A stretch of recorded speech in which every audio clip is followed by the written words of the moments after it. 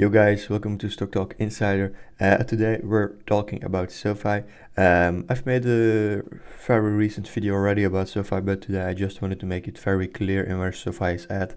And yeah, I have some stock price predictions that I've made with some ethical and very normal based scenarios on where the stock price would be if something if some things would happen.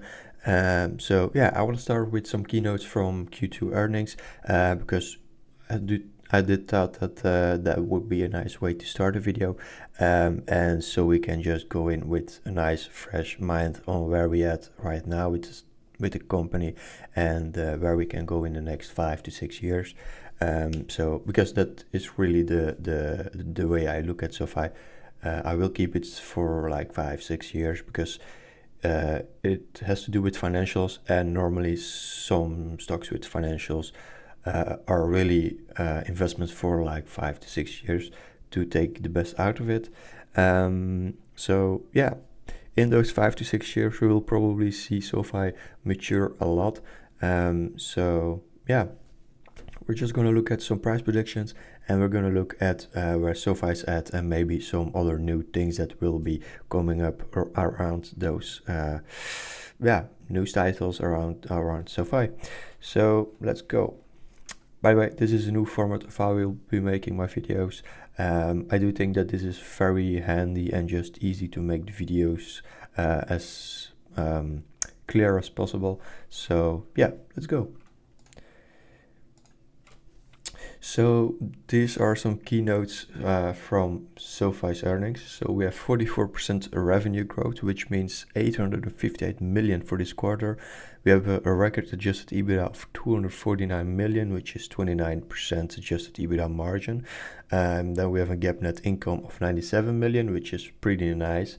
If you know that we're only profitable since last year, which is, by the way, 11% GAAP net income. And then a record adjusted EPS of 8 cents, 7th straight quarter of profitability, which is very nice because I remember when SoFi was still not profitable, and I really remember the quarter where SoFi was becoming profitable, and it was very exciting. Then we have fee-based revenue of 378 million, and we have of that 72% of year-over-year increase. It is representing 44% of adjusted net revenue.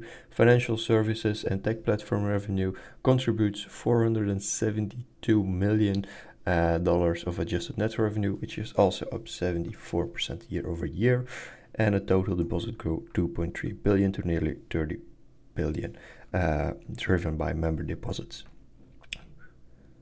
We also have a share dilution of 1.5 billion. 6% market cap used for business opportunities. So having the keynotes from earnings, we go further to the personal thoughts on the earnings. If you look at the whole of the earnings from Q2 2025, you don't see numbers like this often, especially in today's market. This kind of growth proves their business model is working, that customers are flocking to their services, and that there's still huge potential in their portfolio. Of course, we have some new facts that would be going to happen maybe. So we have the potential S&P 500 inclusion.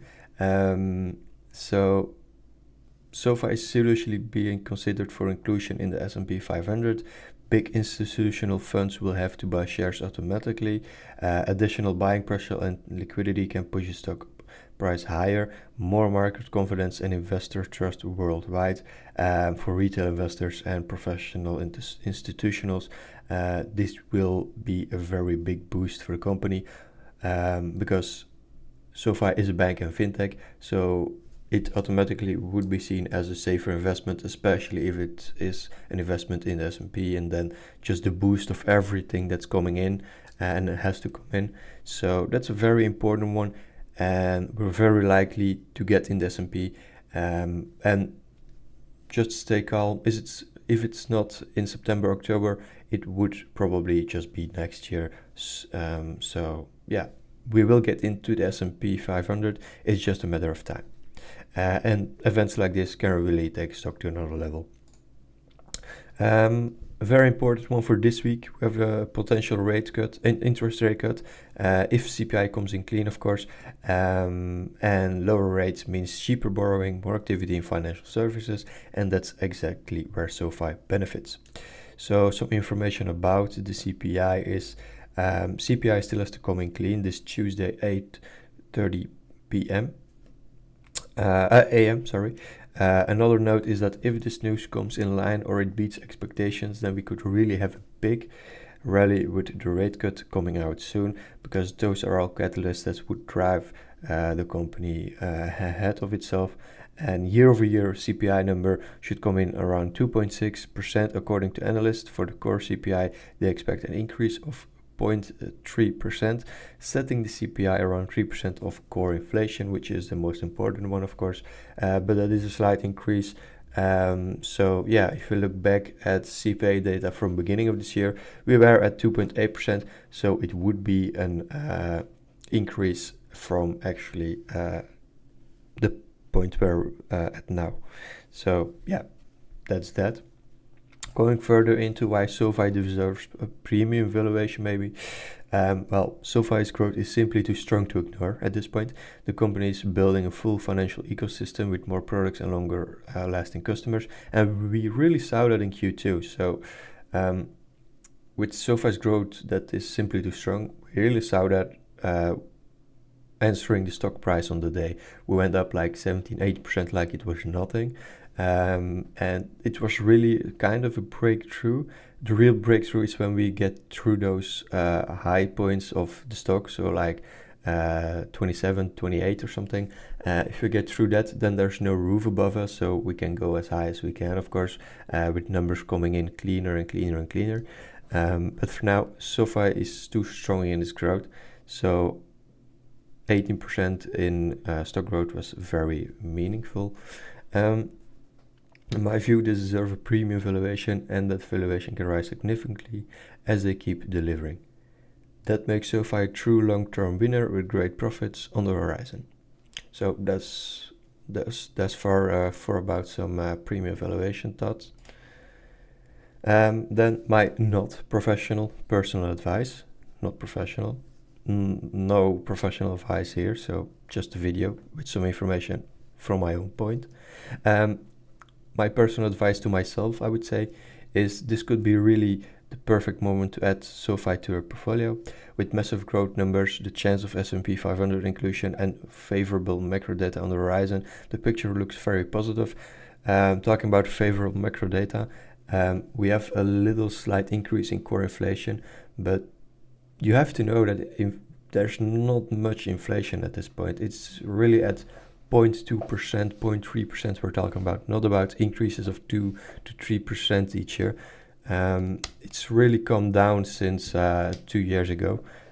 So you have to look at the bigger picture that we are working and we are fighting the inflation, and it's pretty much almost there, but of course you can't go straight line down. It will have some wobbles. So yeah, I do believe that inflation is handled very good, really good, because of the tariffs, of course, and all of those things that are making it very hard and wobbly. So yeah, that was a little thing about macro data, but I do believe that at this point you can say that it's kind of favorable, and maybe it would be favorable in the future even more. So yeah, of course, always do your own research, but SoFi clearly shows why it's a strong, reliable investment and one you should seriously consider now. A little about crypto, because this is also a big growth driver and a lot of people are waiting on this, of course. So SoFi is planning to broaden its cryptocurrency services in the near future. This expansion will enable users to purchase, sell, and manage crypto assets directly through SoFi's platform. Integrating cryptocurrencies allows SoFi to tap into rapidly expanding and mainstream crypto markets. By incorporating crypto offerings into existing financial ecosystem, SoFi aims to enhance customer engagement and loyalty, develop new sources of revenue. This strategic initiative positions SoFi to stand out from traditional banks and fintech rivals. Although the crypto market is volatile, SoFi's regulated and careful strategy presents a strong growth prospect. And yeah, this is also a very big catalyst for the uptrend. So with ending the presentation, I just wanted to see what you guys maybe would think about future price prediction, but these are mine future price predictions. Of course, this is just in a normal environment. You have to know that in coming years, we can perfectly have some recession. Probably we will have a recession in those coming years because it's a pretty, well, it's a scenario for around 6 years. So in 6 years, we will probably have one or maybe two recessions, but also a lot of downtrends and a lot of corrections. But eventually, normally, if you look from 2026, we will have a very much higher price than 2032. We will have a very much higher price in 2032 because eventually things can happen as much as they want, but the market will end up higher than it is now. That's just the way of the stock market. It's very wobbly up and down, but eventually it just bounces up higher than it is right now. So, of course, I do know that, and I made sure of that with those price predictions. But these are actually just the things we would expect for the price to be valid. So, yeah. Probably the most of you would already be looking at 2032, $107. This is with a price PE of 41, and of course a growth factor in total revenue of 30% each year, which means around net income of 2.7 billion and a revenue of 19.28 billion, which recalls itself in 2.57 EPS. So yeah, that's about it with the presentation. But I still wanted to look at the portfolio at this point. Yeah, today down 400, but I don't care. Those are the positions. SoFi 900. I think I will increase it one more time to 1,000 shares. That is a position that I would be very glad to have in the next 6 years, and maybe that I add in a whole year, coming 6 years, around, what would it be? If I can add around 300 shares each year, that would be nice. But yeah, for now, 1,000 is very good to go. So let me look at what my position would be worth. If we hit 107 times 1,000, then that's 107,000. Sorry, I could have done it in my head, but yeah. So thanks for watching and see you guys later.